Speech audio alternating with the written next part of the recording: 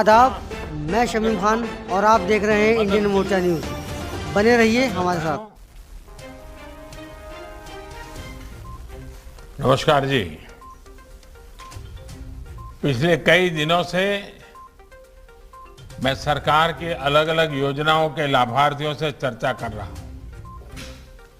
सरकार ने जो योजनाएं बनाई हैं उनका लाभ लोगों तक कैसे पहुंच रहा है, ये और बेहतर तरीके से हमें पता चलता है। जनता जनार्दन से डायरेक्ट कनेक्शन का यही लाभ होता है।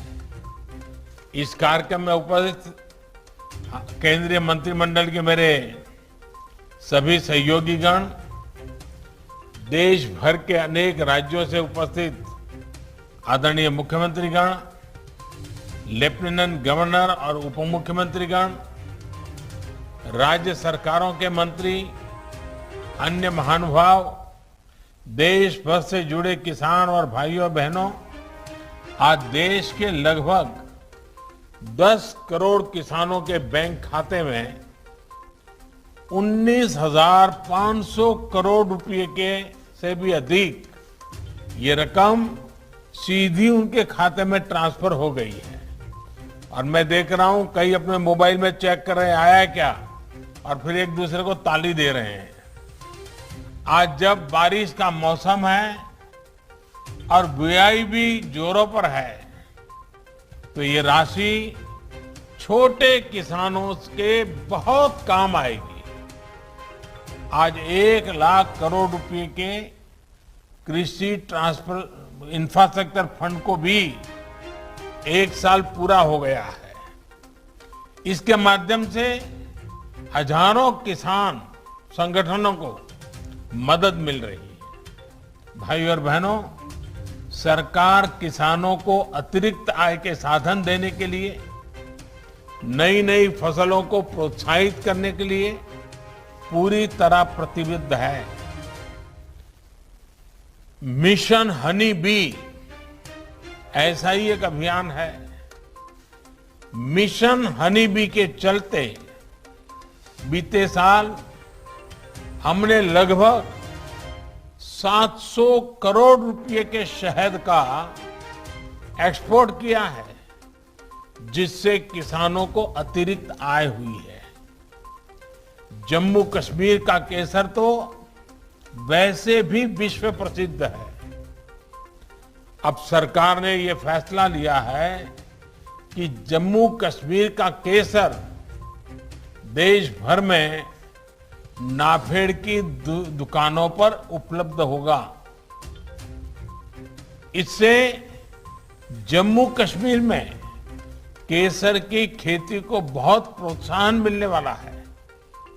भाइयों और बहनों, आप सभी से यह संवाद ऐसे समय में हो रहा है जब हम आजादी का अमृत महोत्सव मना रहे हैं। अब से कुछ दिन बाद ही 15 अगस्त आने वाला है। इस बार देश अपना 75वां स्वतंत्रता दिवस मनाने जा रहा है। ये महत्वपूर्ण पड़ाव हमारे लिए गौरव का तो है ही, ये नए संकल्पों, नए लक्ष्यों का भी एक बहुत बड़ा अवसर है। इस अवसर पर हमें ये तय करना है कि आने वाले 25 वर्षों में हम भारत को कहां देखना चाहते हैं। देश जब आजादी के 100 वर्ष पूरा करेगा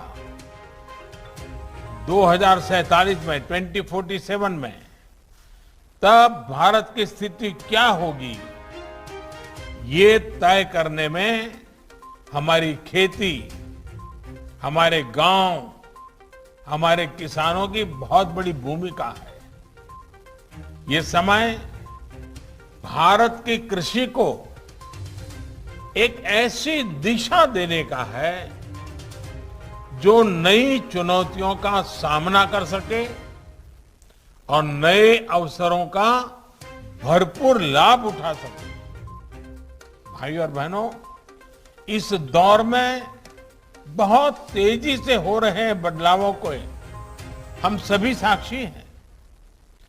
चाहे मौसम और प्रकृति से जुड़े बदलाव हो, खान पान से जुड़े बदलाव हो, या फिर महामारी के कारण पूरी दुनिया में हो रहे बदलाव हो। हमने बीते 1.5 वर्ष में कोरोना महामारी के दौरान इसको अनुभव भी किया है। इस कालखंड में देश में ही खान पान की आदतों को लेकर बहुत जागरूकता आई है। मोटे अनाज की, सब्जियों और फलों की, मसालों की, ऑर्गेनिक उत्पादों की डिमांड अब तेजी से बढ़ रही है। इसलिए भारतीय कृषि, उसको भी अब इसी बदलती आवश्यकताओं और बदलती मांग के हिसाब से बदलना ही है। और मुझे हमेशा से विश्वास है कि हमारे देश के किसान इन बदलावों को जरूर आत्मसात करेंगे। साथियों, इस महामारी के दौरान भी हमने भारत के किसानों का सामर्थ्य देखा है। रिकॉर्ड उत्पादन के बीच सरकार ने भी प्रयास किया है कि किसानों की परेशानी कम से कम हो। सरकार ने खेती और इससे जुड़े हर सेक्टर को बीज, खाद से लेकर अपनी उपज को बाजार तक पहुंचाने के लिए हर संभव प्रयास किए, उपाय किए। यूरिया की सप्लाई निर्बाध रखी। डीएपी, जिसके दाम अंतर्राष्ट्रीय बाजार में इस कोरोना के चलते कई गुना बढ़ गए, उसका बोझ भी हमारी सरकार ने किसानों पर पड़ने नहीं दिया। सरकार ने तुरंत इसके लिए 12,000 करोड़ रुपए का इंतजाम किया। साथियों, सरकार ने खरीफ हो या रबी सीजन, किसानों से एमएसपी पर अब तक की सबसे बड़ी खरीद की है। इससे धान किसानों के खेतों में लगभग 1,70,000 करोड़ रुपए और गेहूं किसानों के खाते में लगभग 85,000 करोड़ रुपए डायरेक्ट पहुंचे हैं। किसान और सरकार की इसी साझेदारी के कारण आज भारत के अन्न भंडार भरे हुए हैं। लेकिन साथियों, हमने देखा है कि सिर्फ गेहूं, चावल, चीनी में ही आत्मनिर्भरता काफी नहीं है, बल्कि दाल और तेल में भी आत्मनिर्भरता बहुत आवश्यक है। और भारत के किसान ये करके दिखा सकते हैं। मुझे याद है कि कुछ साल पहले जब देश में दालों की बहुत कमी हो गई थी, तो मैंने देश के किसानों से दाल उत्पादन बढ़ाने का आग्रह किया था।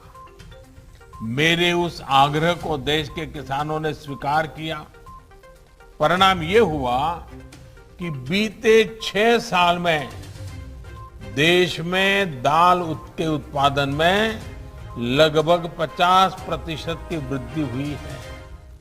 जो काम हमने दलहन में किया या अतीत में गेहूं, धान को लेकर किया, अब हमें वही संकल्प खाने के तेल के उत्पादन के लिए भी लेना है। ये खाद्य तेल में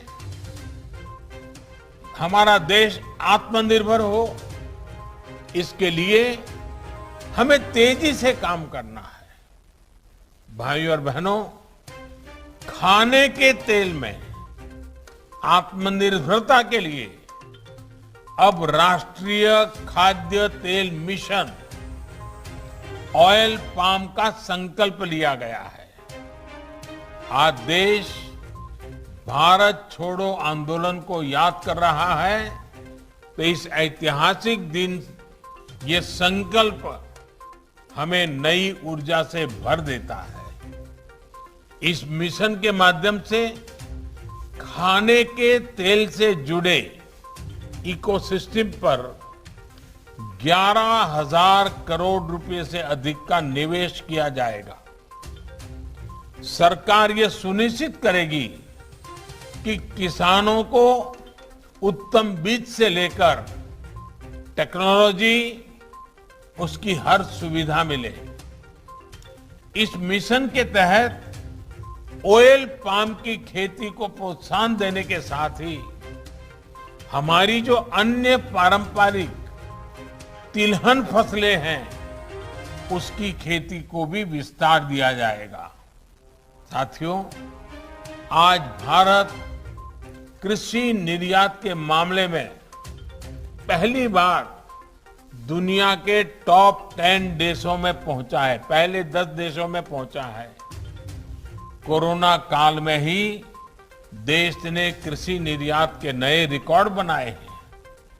आज जब भारत की पहचान एक बड़े कृषि निर्यातक देश की बन रही है, तब हम खाद्य तेल की अपनी जरूरतों के लिए आयात पर निर्भर रहें, ये बिल्कुल उचित नहीं है।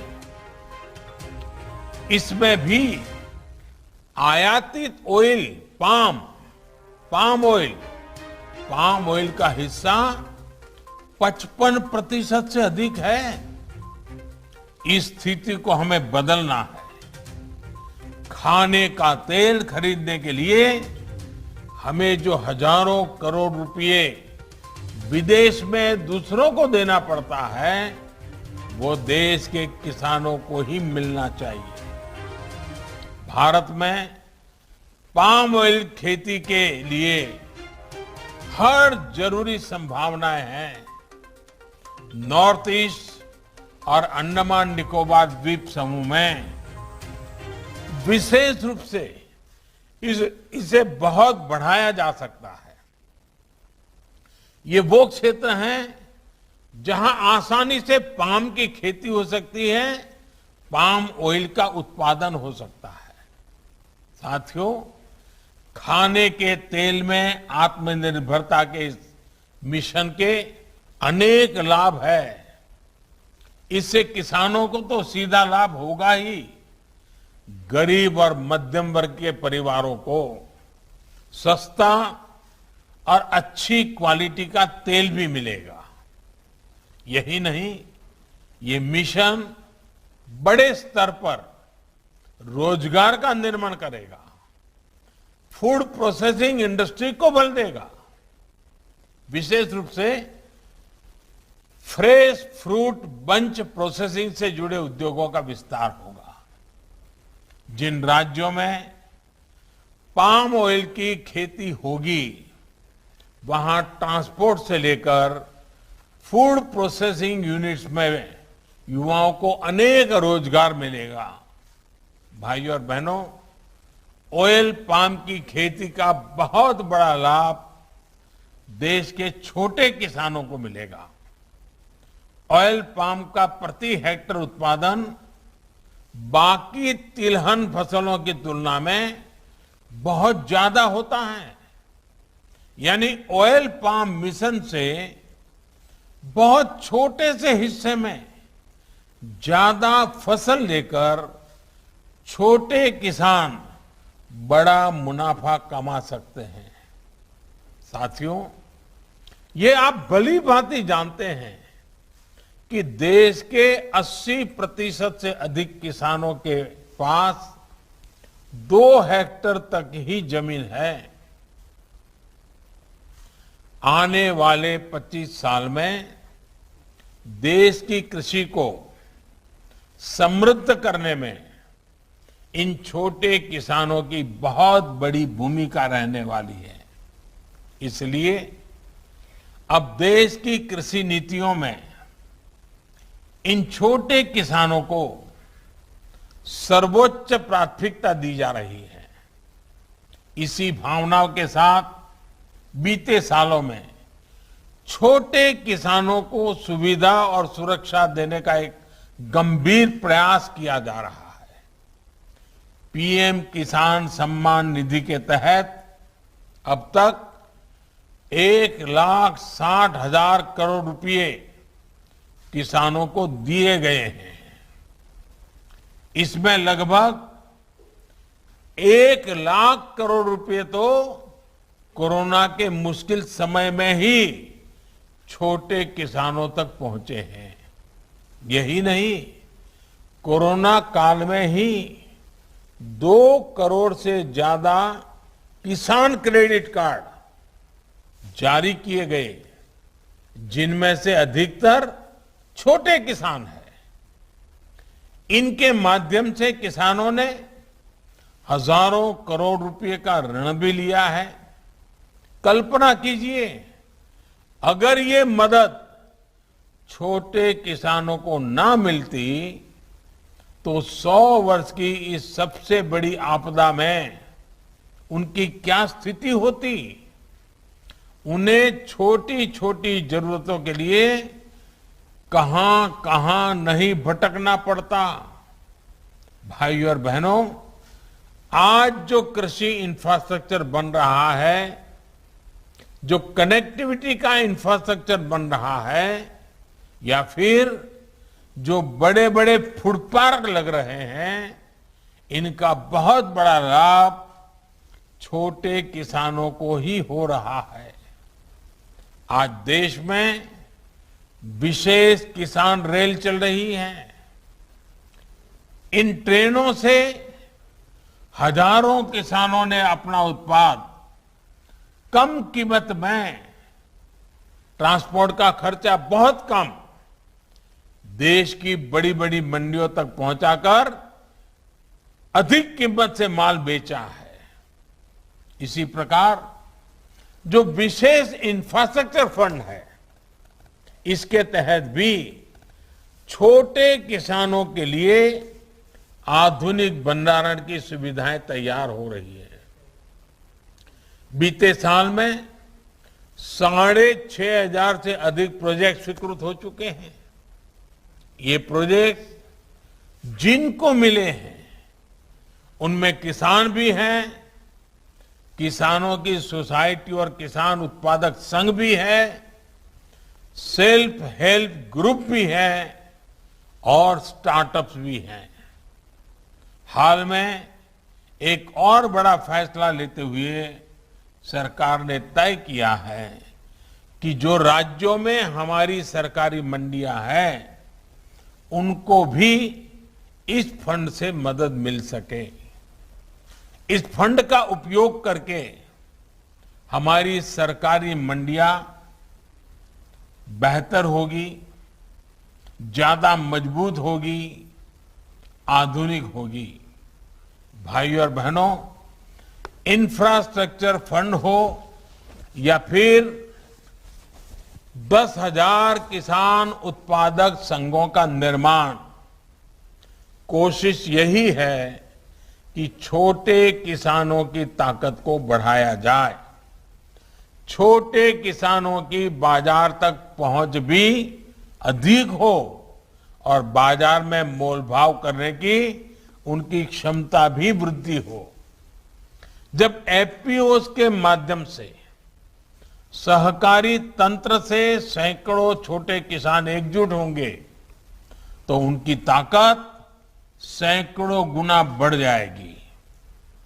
इससे फूड प्रोसेसिंग हो या फिर निर्यात, इसमें किसानों की दूसरों पर निर्भरता कम होगी। वो स्वयं भी सीधे विदेशी बाजार में अपना उत्पाद बेचने के लिए स्वतंत्र होंगे। बंधनों से मुक्त होकर ही देश के किसान और तेजी से आगे बढ़ सकेंगे। इसी भावना के साथ हमें आने वाले 25 साल का एक संकल्प को सिद्ध करना है। तिलहन में आत्मनिर्भरता के मिशन में हमें अभी से जुट जाना है। एक बार फिर पीएम किसान सम्मान निधि के सभी लाभार्थियों को मेरी बहुत बहुत शुभकामनाएं, बहुत बहुत धन्यवाद।